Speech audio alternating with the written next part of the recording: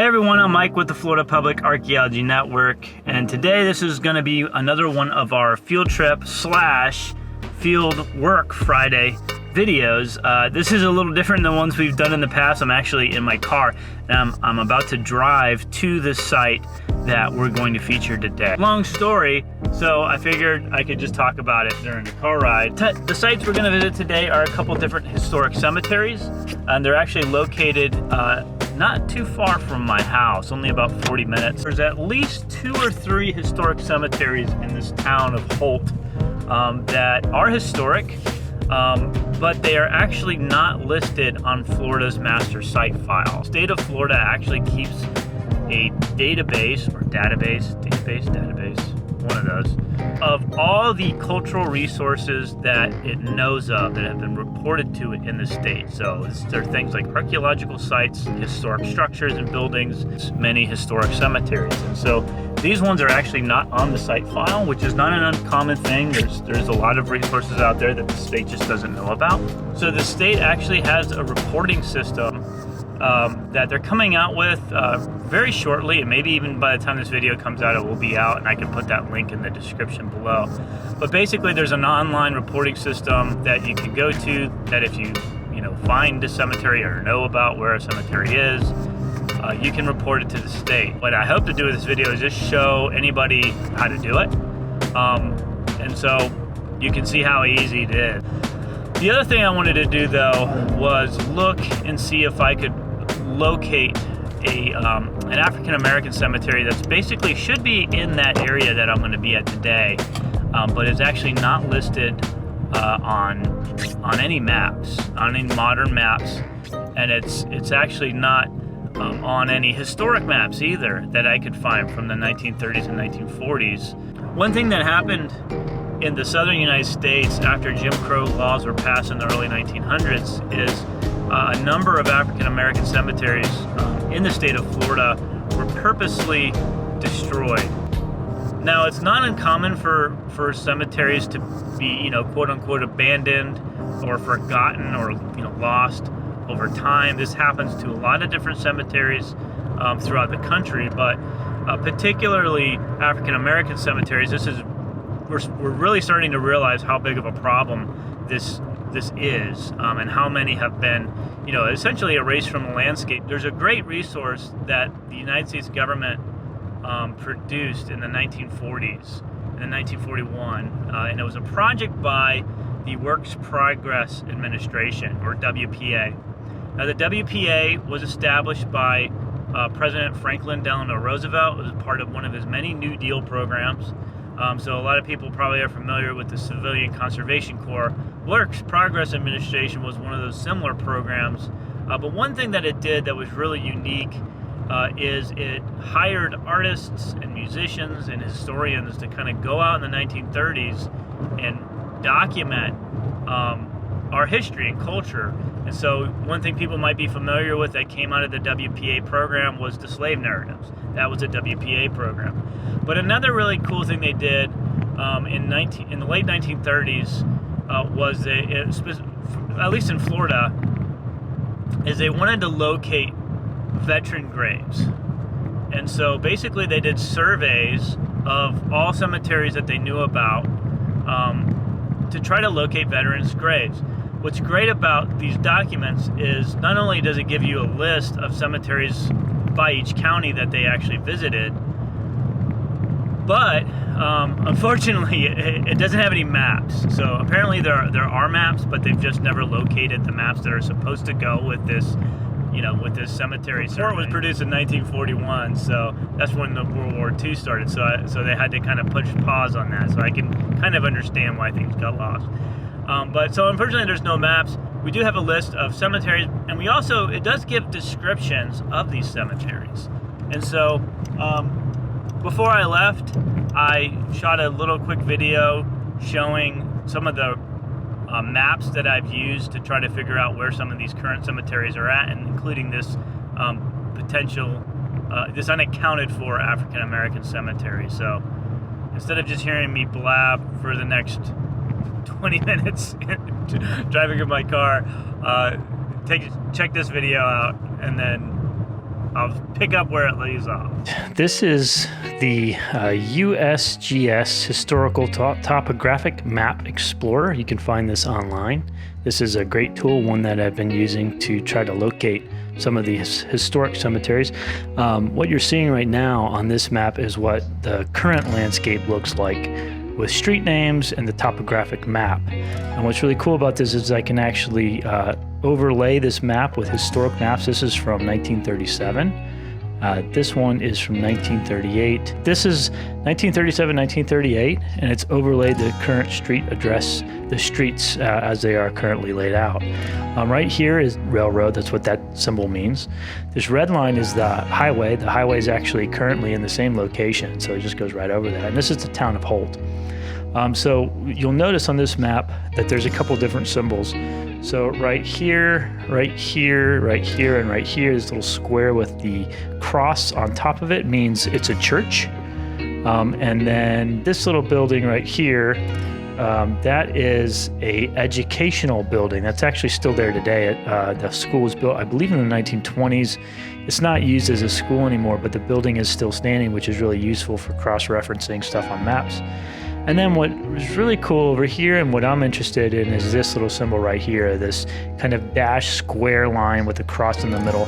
That symbol stands for cemetery. And so we know there's a cemetery here. There's actually another cemetery. This is called New Holt Cemetery. And then there's this cemetery up over here on this map, as you can see indicated by that same symbol. This is what's called Old Holt Cemetery. And so there are at least 3 cemeteries in that are not on the Florida Master Site File. And so that's the plan is today is to go record them and get them on the site file. And then there should be, and based on the WPA 1941 survey that was done, there should be an African American cemetery in this area. But as you can see, it's not on this map. It's not currently on any Google Earth or Google Maps. And it's not on the site file, so we may have a case here where it's an unaccounted for African American cemetery. So that's the plan. The plan is to go document the cemeteries that I know are there for sure, and that way the state of Florida will know about them and have a record of them. All right, yeah, so the USGS maps are really great resources. Other documents that I've used include aerial photography from the 1930s and 1940s. But the other thing, of course, that I used that has been really valuable was that WPA Veterans Cemetery Survey. The problem with some of the location information that they give is that it's very vague. For example, like the one that I'm going to, it references the L&N train depot. It says start from there. Well, the L&N train depot isn't there anymore. So I got to find out, where exactly was that. Luckily, there's a railroad track that runs right through town, so that should help me.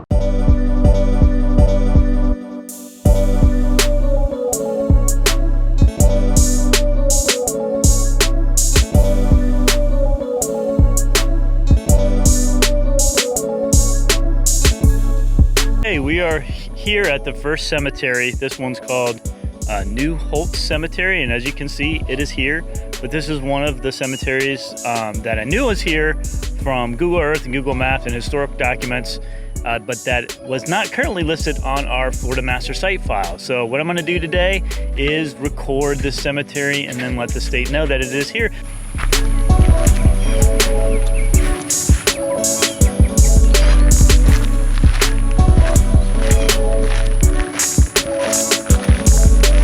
Here, this one's actually a concrete slab. This is what's known as vernacular style. So this is locally sourced and locally made headstone right here. You can see the concrete right here. 1938, it was pretty common during that time period around this area. This is obviously a very well maintained and cared for cemetery, so that's really nice to see. When I fill this form out online, basically I just need some basic information. So I'll take photos, but also it wants to know location, so I'll have to find a close by address and I'll put that on, unless this actually has address, I'll have to check that. GPS coordinates, then just basic information about, what kind of condition the cemetery is in. Obviously it's in a good condition. And then also it wants to know other details, such as, how many headstones. I don't think I'm going to count all the headstones in here today, but I'll give it a shot. Interesting headstone here. This is kind of in that vernacular style too. You see the lettering here. It's born 1864, died 1880. You can see 1880. I believe this says 1864. Maybe another date down here. It's really difficult to read this. Could use a little bit of cleaning here, but that has to be done in a proper way. But the one thing that I'm for this anyways that I'm looking for is to try to find it. One of the things the survey inventory wants to know is the oldest headstone in the cemetery and the most recent one. So this may be one of the older ones. So I'm just going to keep looking around and see if I can find any older ones. One thing that I've also noticed just walking down here, and you'll see at other cemeteries too, is that right now the head markers or headstones are much more modern right now. So obviously the older section of the cemetery is actually where we started, and this is the more recent side of the cemetery where there's burials, and you can tell just by looking at the headstones. I mean, these are modern headstones versus some of the other ones we saw were much older, vernacular. I saw marble, kind of the traditional, kind of standard marble ones from that time period as well. But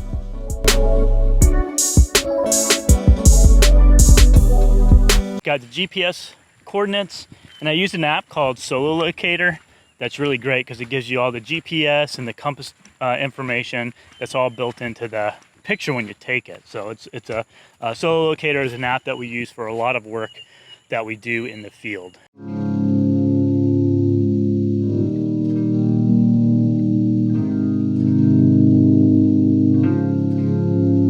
All right, so I just was going around kind of looking for older headstones, some of the oldest ones that I could find to write that down so I could report it. And a gentleman was walking by, and he asked what I was doing, so I told him what I was doing, and he gave me some really great information. So apparently there are some local guys around here.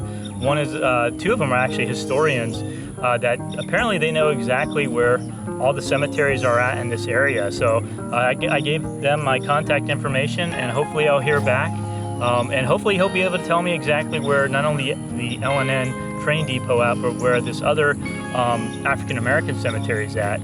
That should be around here in this area, but apparently is not accounted for. So hopefully we'll be able to find that. All right, I got all the info I needed for this one. I actually just talked to a couple other guys too that gave me a lot of really good information and points of contact that apparently they know where this African American cemetery is at.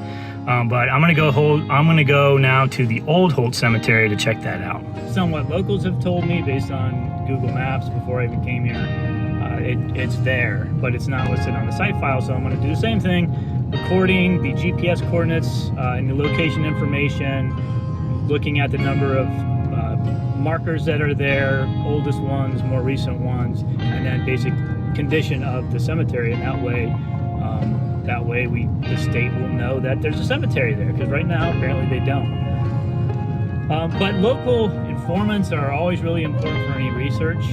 So I did quite a bit of research and looking at historical maps to get to this point. But really the people that have the most knowledge of these places are the local communities. One of the great things about this cemetery inventory resource is that this is something locals could do, and that way their history and their historic cemeteries are at least known to exist. All right, here we are. This is the Old Holt Cemetery, so I'm going to do the same thing. I'm going to go in, get GPS coordinates. I'm not sure what close locations I can find, but I'll find the closest address to this area. I'm going to be looking for what condition it is in currently. It looks like it's in pretty good condition. I'm going to see if I can count the number of markers and find out if I can find out how old the cemetery is based on the markers that are here. But this is it. This is Old Holt Cemetery. Just a couple miles outside of town. Headstone right here, obviously you can see it's sustained some damage. So it's something that I'll note on my notes, that there's at least one marker that's damaged. This is not uncommon to happen in cemeteries. It's pretty common. These things get old and they do break. And so we'll document this as best as we can.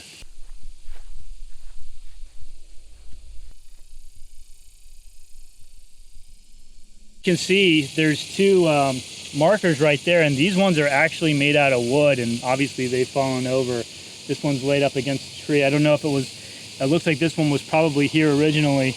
But again, this is pretty common for markers that were made out of wood. You know, wood just does not survive very long in Florida's very wet and humid conditions. And so oftentimes they'll eventually rot at the base where they meet the ground, fall over, and then they'll rot. And then if it's a whole cemetery is full of wooden markers like this, over time, as these things rot and fall over, if they're not replaced, then what will happen is eventually people kind of forget that these cemeteries were there as the older generations die, and because these markers aren't there to mark them anymore. Obviously the people who are buried here are still there that are associated with these markers, but it's easy to see how kind of once the memory of these places fades, that they can kind of disappear from the landscape. Obviously, even though they're still here, they're not disappeared. It's just the markings are gone. But again, I'll document this. This is something that's great about this inventory. I'll be able to document that these two wooden markers are here.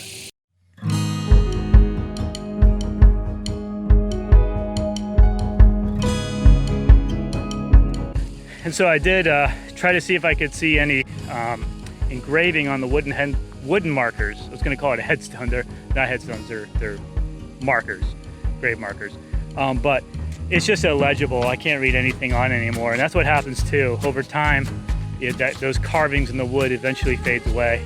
Same thing can happen with stone as well, especially if the wrong kind of chemicals are placed on a stone marker to clean it. That can actually damage the integrity of the stone and eventually cause it to eventually destroy it, especially the engraved. They can really damage that. So make sure you clean cemeteries. If you ever do something like that you do it properly. There's lots of resources that show you how to do that online, or you can take one of FPAN's cemetery resource protection trainings that will show you not only how to properly clean cemeteries and record them, but it will also tell you all the laws that protect very special places like this.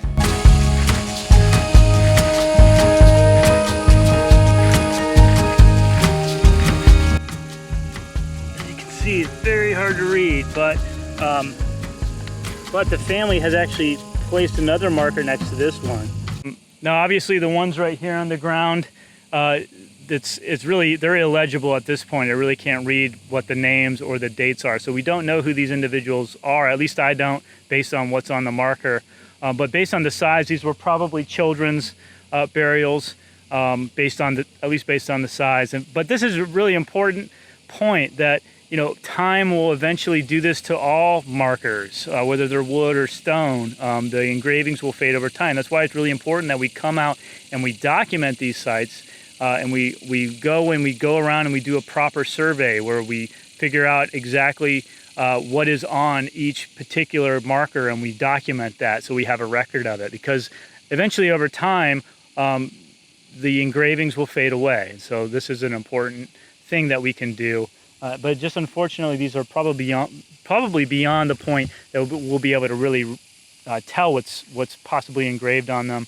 However, with that said, there might be some local, archive or storage, or maybe a family member who lives in this community today who can actually tell us who these individuals are. So, the documentary record's really important. These headstones, this material culture, that's really important information.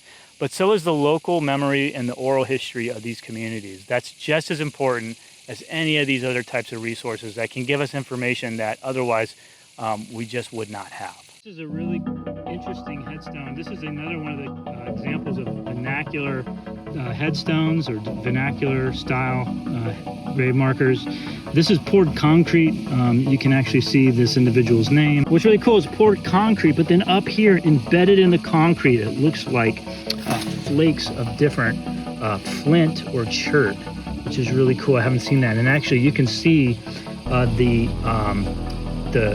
rust, the iron oxide coming out of these particular stones and then onto the actual concrete. But this is a really good example of that vernacular headstone, locally made, locally sourced grave markers. And kind of next to the areas, sometimes they'll actually start to get buried in the ground. So if you look around a little bit, sometimes you can find that. I don't see it here though.